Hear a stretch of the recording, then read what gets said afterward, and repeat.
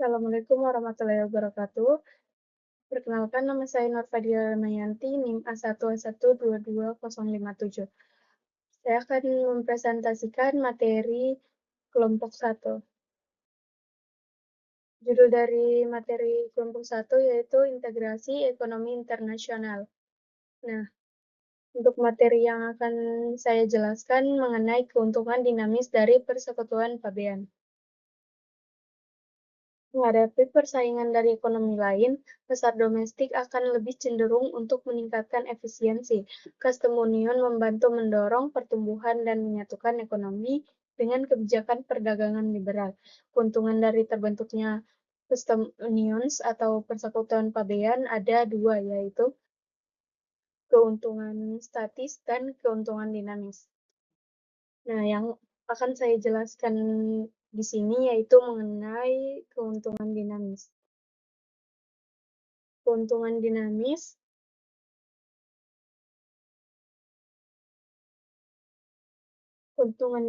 dalam konteks ekonomi internasional adalah manfaat jangka panjang yang diperoleh suatu negara atau kelompok sebagai akibat dari perubahan struktur ekonomi dan peningkatan efisiensi yang terjadi karena integrasi ekonomi atau liberalisasi perdagangan.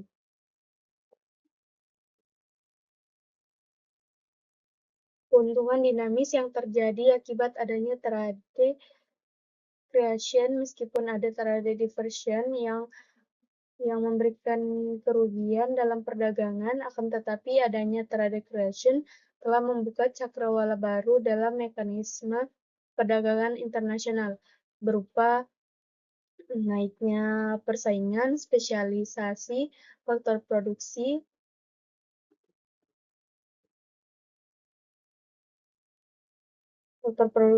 tenaga kerja, teknologi baru, rangsangan investasi, skala ekonomi yang meningkat. Nah, saya akan menjelaskan mengenai poin-poin yang sudah saya sebutkan tadi. Yang pertama, naiknya persaingan sebelum terbentuknya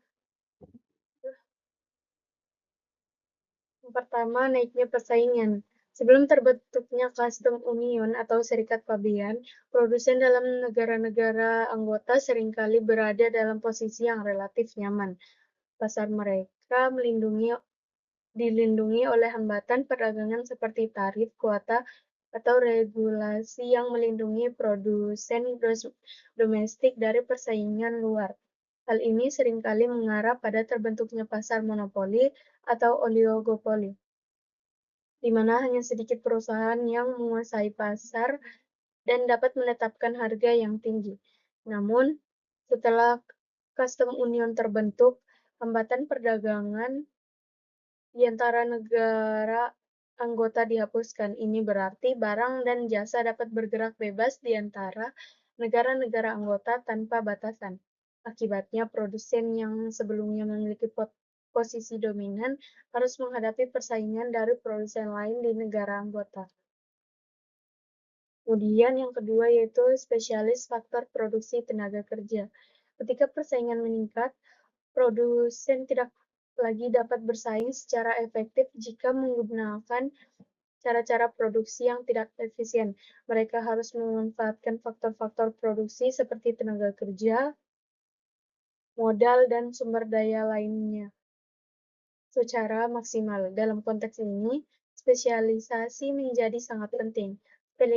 Spesialisasi menjadi sangat penting karena faktor produksi tenaga kerja berarti bahwa perusahaan akan mempekerjakan tenaga kerja yang memiliki keahlian khusus dalam bidang tertentu. Dengan demikian, pekerja dapat fokus pada satu jenis pekerjaan atau proses produksi yang memungkinkan mereka untuk menjadi lebih terampil dan efisien.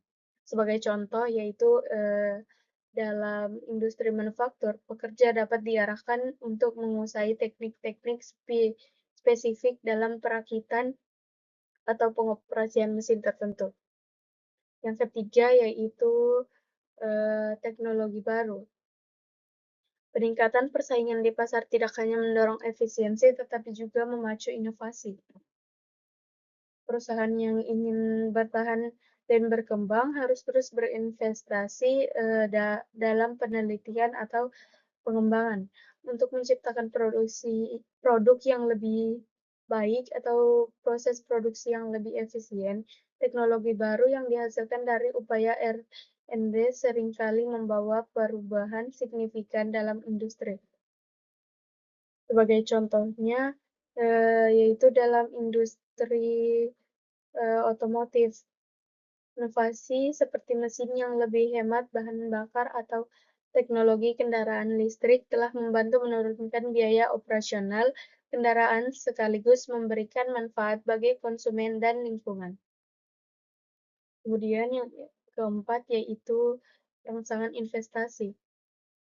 Ketika Ketika skala produksi meningkat dan biaya produksi menurun, perusahaan cenderung memperoleh keuntungan yang lebih besar. Keuntungan yang signifikan ini mendorong perusahaan untuk melakukan investasi lebih lanjut, baik dalam bentuk pembelian mesin baru, perluasan kapasitas produksi, maupun eksplorasi pasar baru. Kemudian yang kelima, yaitu skala ekonomi yang meningkat.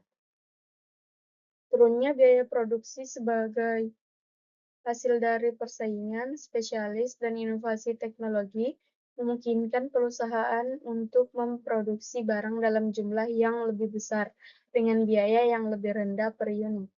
Fenomena ini dikenal sebagai skala ekonomi. Dengan biaya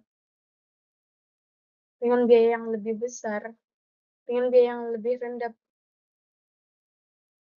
Dengan biaya produksi yang lebih rendah, harga barang di pasar juga menjadi lebih murah. Penurunan harga ini mendorong konsumen untuk membeli lebih banyak, yang pada gilirannya meningkatkan permintaan. Untuk memenuhi permintaan yang meningkat, produsen perlu meningkatkan kapasitas produksinya, sehingga menciptakan siklus positif yang memperkuat skala ekonomi. Namun perusahaan kecil seringkali tidak mampu bersaing dalam situasi ini. Mereka mungkin tidak memiliki sumber daya atau kapasitas untuk mencapai skala ekonomi yang sama dengan perusahaan besar. Oleh karena itu, banyak perusahaan kecil